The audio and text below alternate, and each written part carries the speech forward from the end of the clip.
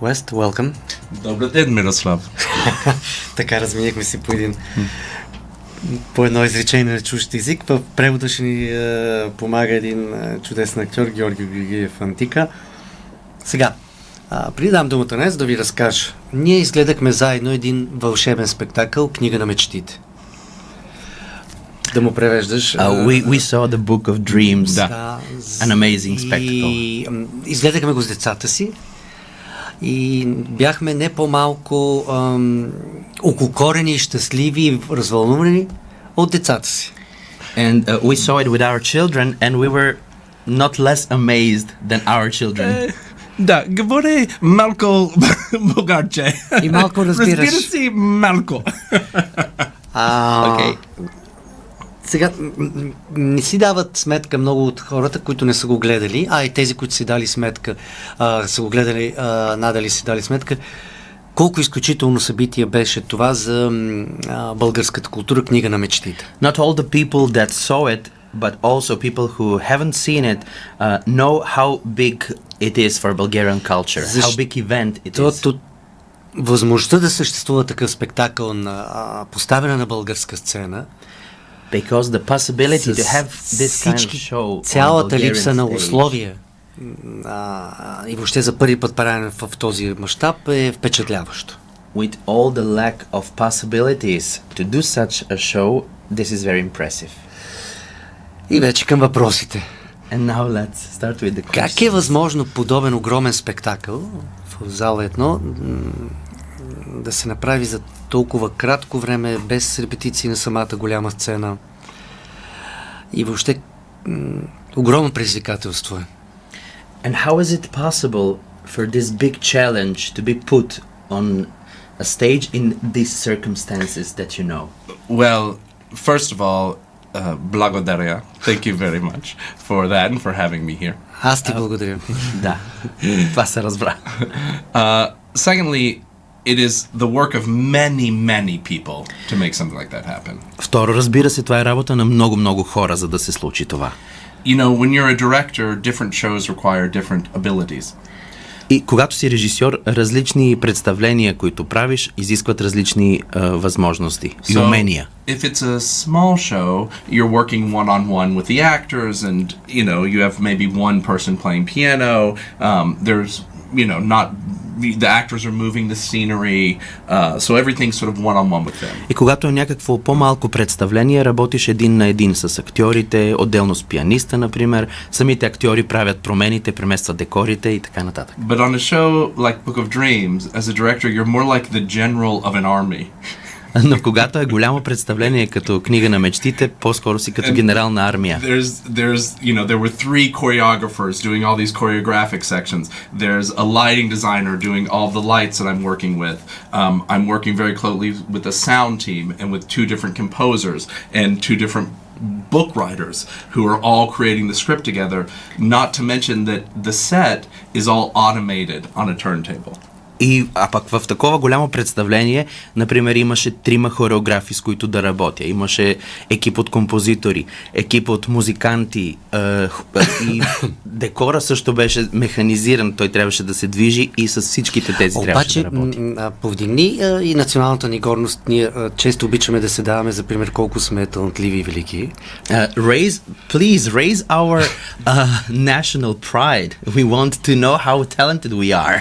Защото тази армия, която ти показа на сцената, because this army that you showed on и която стоеше, разбира се, и в бекстейджа или на пулта, and which was also behind беше the stage впечатляващ. and behind the mix pult. It was impressive. Well, what was very meaningful to me was one of the people who worked at Ithaca, one of the guys who was the backstage crew. After our first run through, he came to me and said, I didn't know what this was. I didn't realize how great it was. When is it happening again so I can bring all my family? Показателно за мен беше един човек, който работи в НДК, и след първото ни завъртане на представлението, зад сцената дойде и каза: "Кажи ми кога ще го има това пак, за да доведа цялото мое семейство." Сега, айде ще обера този патос, защото наистина е впечатляваща "Книга на мечтите". Април месец вече са пуснати билетите, гледайте го. Но това е огромен труд. Всъщност This is really big work. изключително и продуцентско изпитание за продуценти Ани Дончева и Ралица Мерджанова. And a big producer's experience. Yes. Сега, подобно нещо с десетки години се прави на Бродуей, това, което се прави оттам и с Цирк дю Солей. Similar things happen for tens of years on Broadway, including the things you did with Cirque du Soleil. Какво е това, което отличи тук обаче работата ти? What's different Освен here? трудностите и липсата на това да се случи подобно нещо. And the lack of experience here in that kind of stuff. Well, one thing is, to be honest, we had to work a little quicker here. Първо трябваше да работим малко по-бързо тук. I think the idea in Bulgaria that shows happen in repertory, that they happen once on the stage and then another show goes in on that stage and you have to wait till your show loads back in. Другата основна разлика е това, че тук репертуарният театър в България прави така, че когато направиш представление, след това на следващия ден се играе друго представление и се изчаква до следващата реализация на спектакъла. That doesn't happen in America. So in America, you are in the theater. The theater is yours for as long as that show runs. So you're doing it every single night. You know, I have a friend who is the lead in Hamilton on Broadway right now. He's been doing Hamilton for 5 years, 6 shows a week. So he has performed the role 1,500 times.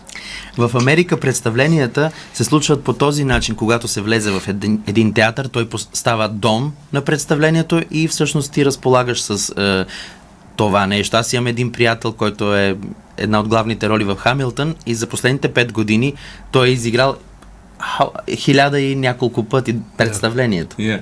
So when I did Cirque du Soleil Paramore, we were in the theater for weeks working out the aerialists and the trapeze artist, all of the points, the lighting, the tech. I mean, we had weeks inside the theater to work all that.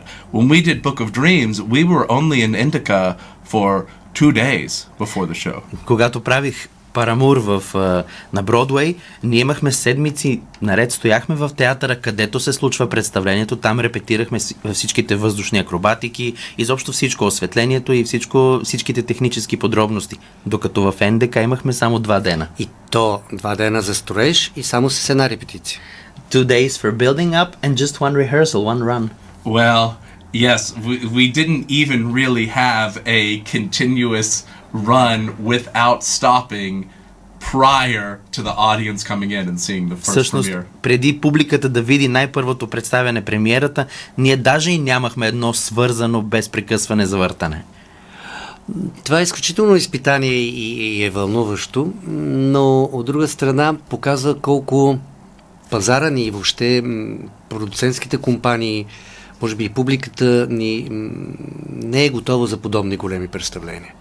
This also shows that maybe the producing companies and also audience is not really ready for this kind of struggle. Или пазара ни. Or maybe the market. Well, I think America has a lot to learn from the Bulgarian theater scene. I think the repertory model is actually really successful. I think it's great for actors because they get to do a lot of different shows. I think it's great for theater venues, the institutions, because they get to have an audience that can come Friday, Saturday, Sunday night to theater and see a different show every night. And, you know, shows like Avenue Q, for example, that I did here 8 years ago, that's about to have 70 performances. Now, that has been 70 performances over 8 years that many people can see again and again.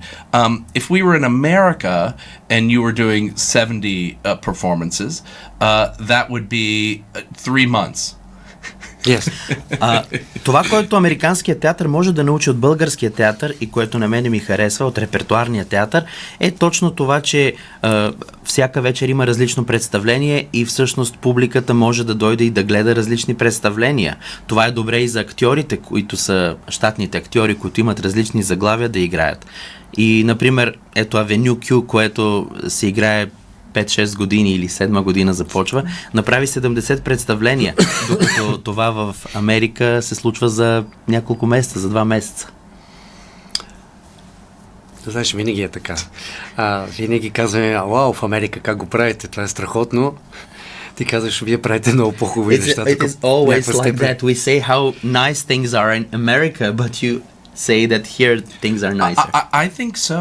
I mean, in America, post-COVID, theater is having a tough time in America, especially the theaters that aren't in New York and aren't doing the Broadway shows, the theaters that are in the smaller towns.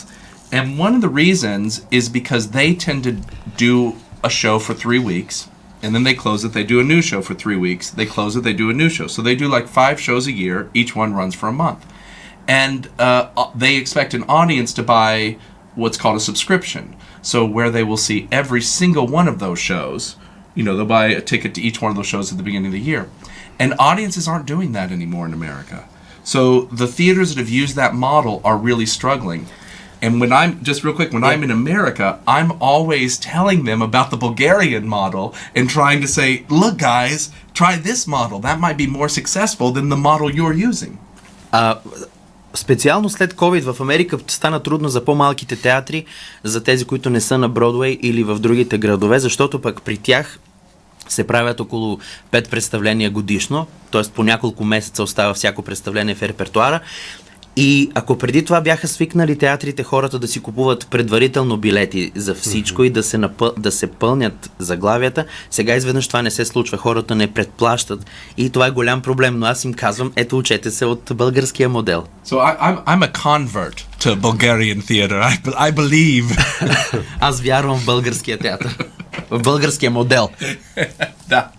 Подходящото предаване си, защото ние тук също вярваме в българския театър. Модела може да го дискутираме, но си имат и предимство да изчерпиш една публика в рамките на няколко седмици или месец, или да я оставиш дълго и продължително години наред. This show also believes in Bulgarian theater, maybe not in the model, but generally, so this is the right show. And американски модел, в който изчерпаш публиката в рамките на максималното на месец, 2-3. It's a good idea sometimes. It is an advantage that you have the show for a few months and all the audience wants to see it. Sees it. Добре, да се върнем обаче, защото в книга на мечтите виждаме едно друго изкуство – цирк. Let's now speak about a book of dreams and about the cirque. Yes. Голяма любов е цирка и някак си бях забравил колко красиво нещо може да бъде цирка. Ти ни го показа и артистите. It is a big love of mine and I almost forgot how beautiful it is. Ще умре ли цирк? Will the circus die? I love circus. Аз обожавам цирк. I also came to circus later in life. I had a big theater career before I was asked to do circus. И аз имах преди това изключително театрална кариера без цирк и така късно в живота ми се появи цирк. I only directed my first circus 10 years ago with a company called Big Apple Circus, which is the New York City Circus and plays in Lincoln Center. В Линкълн Център в Ню Йорк ми беше първото шоу, което режисирах с Big Apple Circus. And then that преди 10 години. Led to directing circuses in China and directing circuses all over the world and of course Cirque du Soleil. И така започнах кариерата в режисиране на цирк в Китай и постепенно и до Cirque du Soleil. So circus is changing certainly all over the world. In America, the old circus is radically changing. Although the largest American circus, Ringling Brothers Barnum and Bailey Circus, had closed and just reopened. В Америка, навсякъде по света цирка се променя се, включително и в Америка. И един от that was one of the it was the biggest. I mean, it was the one that would go into the 30,000 seat stadiums and play with. They had all of the 3 rings, you know, the big huge circus. И най-големият цирк в Америка също се променя. And then Cirque du Soleil, you know, the guy who started it, Guy Laliberté, he sold it to different investors, and they changed their model. They're still doing very good work, but they're not doing the big shows like O and Ka and the ones in Las Vegas and Mystère that made them famous anymore. Цирк дю Солей също беше продаден от неговия собственик преди години на различни инвеститори и сега вече се променят техните шоуа. So what's happened is that circus has moved into nightclubs. Премести се цирка в нощните клубове. Into children's shows. Към детски представления. And into traditional Broadway musicals or opera. И също се трансформира към традиционните бродуейски мюзикали и опера. Разчетосаха ли цирка като изкуство? Is it, I don't know that word, is it like blown away the circus into separated. different pieces? Yes, exactly. I mean, circus, we could go very deep on this because of how much I love circus, but very quickly, circus itself was created in the 1770s in London.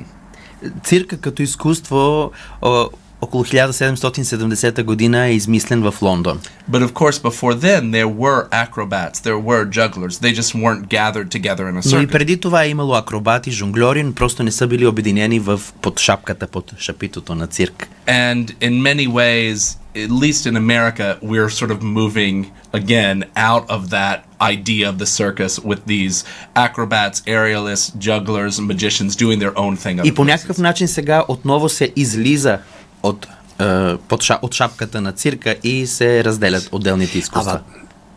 Ти правиш точно обратното. But you do the opposite thing. Ти правиш музикален театър, правиш цирк, правиш детско шоу, правиш акробатика. Children's performance, акробатика. Нали виждате какво ви говори един от известните режисьори Бродуей? Каза, цирка се сепарира, идва в България и тъй като вижда тези много талантливи хора, всички казват, аз ще ви събера сега заедно. So this director says that the circus got separated, but he collects them here. Вързваш се на мечтата на Ани и Ралица и създавате точно това, което цирка не е в момента и е нещо уникално. And together with the producers, you actually collect them together and you produce a unique thing. I'm very lucky. And I don't know a single other director that is able to do the different types of shows that I do. I don't know another director that has the kind of career I have. Аз съм голям късметлия, защото имам възможността да правя точно тези различни неща. Не се сещам за друг режисьор, който това, на когото му се случва това. Добре, изкуствата се променят през годините, обаче остава най-важното, посланието. Arts change their form throughout the years, but the message stays the same. Когато видя тази възторжена публика, със сигурност си казал, заслужаваше си всичките компромиси, които правим тук народна земя, с професионализма си понякога. Probably when you saw the amazed audience, you said that all the compromises we do here всъщност това го прави по-велико в някаква степен. And it makes it even greater. Защото това не е компромис на хората, които очакват, а на обстоятелствата. Because it's the compromise that we make, it's because of the circumstances, not because of the people. Yeah. Книга на мечтите. Какво е това, което разказваш в тази история? So what is the story? What do you tell through the Book of Dreams? Well, what I say is that the Book of Dreams is a family show, not because it is for children and parents to like come together, for families to come together as audience members, but it's a family show because in the end it is about two people trying to find a family.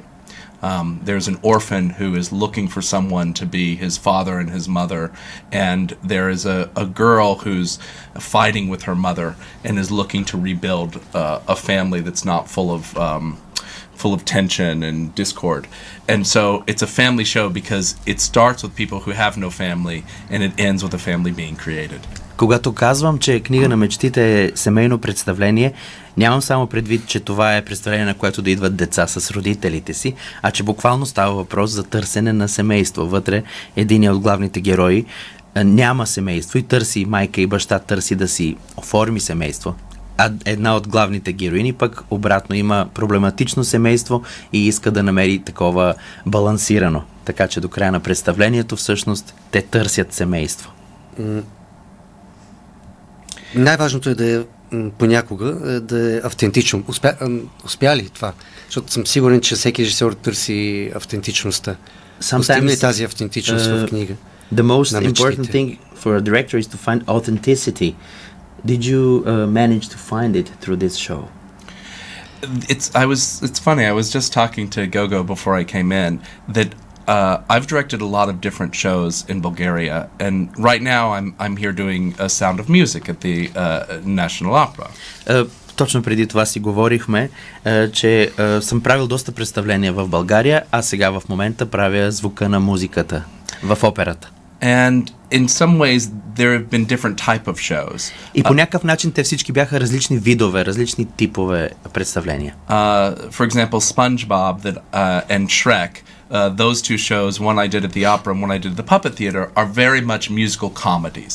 The point of them almost is to make people laugh and go away laughing. Например, Шрек в операта и Спонж Боб в кукления театър са комедии и целта им е да разсмиват и да забавляват публиката. Book of Dreams was very much a Broadway spectacle, like Cirque du Soleil, in the sense that you want to have all of this grand, acrobats and dances and big moving set pieces and big scenery. So it's the kind of thing that there's just so much happening that your entire body is filled with wonder. Книга на мечтите пък беше един бродуейски спектакъл с всичките големи габаритни неща, като движещ се декор, осветление, много големи танци и изобщо изкуство или опит, в който цялото тяло на зрителя се радва. And Avenue Q and Sound of Music, although they're very different, I think both of them are more like musical dramas. Avenue Q is very funny. It has these big, crazy, PG-13 songs in between the drama, and Sound of Music has these beautiful songs with children in between the dramatic scenes. But in the end, both of those have a realism to them. And the point specifically of those shows, I think, is to have the audience feel as if what they're seeing on stage are real characters that they can relate to. Авеню Q, например, и звука на музиката, което сега поставям, те по-скоро са музикални драми, въпреки че Авеню Q има много смешни песни, които разделят драматичните сцени, и звука на музиката има едни също забавни песни с деца, но накрая всъщност те имат емоционална поанта. Хората емоционално се свързват с тях и са по-дълбоки. Работиш две много различни среди за култура. Американската, в която изкуство е буквално подчинено на пазара, и сега в българската, в която изкуството е пък в голяма степен лишено от пазар, не съществува такъв. И двете имат своите плюсови и минуси. Тук обаче ли, в България ли можеш да правиш по-високо изкуство или не? You work in two very different circumstances. American one is mostly, if not exclusively, commercially oriented, and here in Bulgaria it is not so. The market of theater is not the big focus. So what do you think, where or do you make deeper art, do you go deeper into art here or there? Well, here's the funny thing though about that. Whether I'm in Bulgaria doing shows at the Puppet Theater or the Opera or Book of Dreams, or I'm in America doing a commercial show, the intent in all of those shows is for the show to run as many years as possible. Без разлика дали тук работя в операта, в кукления театър или, например, Книга на мечтите, или работя и изключително комерциални представления в Америка, винаги целта е възможно най-дълго то да се играе. I also have a festival that I run, which is a festival of new plays and musicals. Правя също и един фестивал за нови пиеси и мюзикли. And in that I'm working with writers to to create the piece before there's a production. И в него работя с автори за създаване на пиеси преди да се влезе в продукция. But also, in that sense, those writers hope that play will be performed many different places for many, many years. И в този смисъл също авторите биха желали техните пиеси да бъдат поставяни и да се играят дълго време. Това е за дължината. А за дълбочината? This is for the length. Yeah. But how about the depth? But that's, well, but I'll get to that. But the Ще thing стигна до това. that I have in America, the work that is not commercial, work that is considered non-profit is a word we would use there. Those shows, because like I said, a theater will do 5 shows in one season, only run 3 weeks, and then they're never done again. В Америка ние не ползваме комерциално, думата комерциални постановки, а безпрофитни представления. Те, ако се правят, просто имат кратък срок на изпълнение. Те се играят само няколко седмици. And that's where I have the toughest time working. That's where I have real difficulty working. Because I sort of say, if it's only going to run 3 weeks, why would you spend all this time making it? И тогава ми е проблем, че ако толкова кратко време ще си играя, защо толкова много труд се полага, за да се направят? So I can work on a commercial show in New York. Защото си американец. Искаш дълго да си играеш. To run long. But that's the thing. Ние може да положим огромни усилия само за един ден през правя, защото вярваме, че това е изкуство, което макар и за миг да съществува, има смисъл. We believe that even it is art, we believe that even for one day it can exist. Yes, it's about the what I ask of the performers and the technicians is to work so hard that while you are working on the show, you are eating it, you are dreaming about it, you are sleeping it, you are bringing all of your emotional self to it, and you're exhausting yourself, so you really can have no life outside of rehearsals. Когато аз работя и от актьорите, и от техническите лица, искам те да са наистина навътре, надявам се да са навътре в представлението, да ядат, да спят с него, да го сънуват. And I think when you know you're only doing it once and then you're doing it again with another show and then again, you're like, wow, why should I work so hard? But when you think like, no, we have the ability to make something that could impact many people over a long time and really make a difference in a large number of people's lives, then I think you're willing to go deep, like you're asking, to go deeper and to push yourself past your limit. Малко ще парафразирам. Когато знаеш, че можеш по-дълго време да въздействаш на хората, тогава това ме мотивира да влизам по-дълбоко в постановките. Когато знам, че за по-дълго време ще въздействам на повече хора. За финал ще кажа една дума, която ти вече познаваш. Тя е много хубава на български. Благодаря. For the end, I will say this word that you know really good. Защото това, което правиш, променя средата ни. Because what you do changes our environment. И с Avenue Q, и с книга на мечтите, и сега е това, което съм сигурен, Sound of Music в Софийската опера и балет. Променяш средата. With all these titles, Avenue Q, Book of Dreams and Sound of Music, you change the environment. Ние знаем, че сме страшно талантливи като артисти. Сигурен съм, че се убеди в това. We know that we are talented artists and I'm sure you're convinced in it. Това, което понякога ни трябва е самочувствие. Sometimes we need self-esteem. И ти благодаря, че с целият този свръхамерикански позитивизъм. And thank you because of with all of your American positive thinking. Го даваш тук на нашите артисти. You're sharing it with our Твоите пожелания за Коледа. What's your message for Christmas? Обичам София театър и култура. Добре. Уест Хайлър, бродуейски режисьор с много важни неща, които прави в България.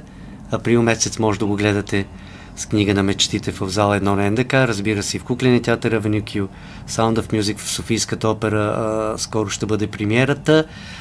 Изпращаме го с една песен на Крис Рие, Driving for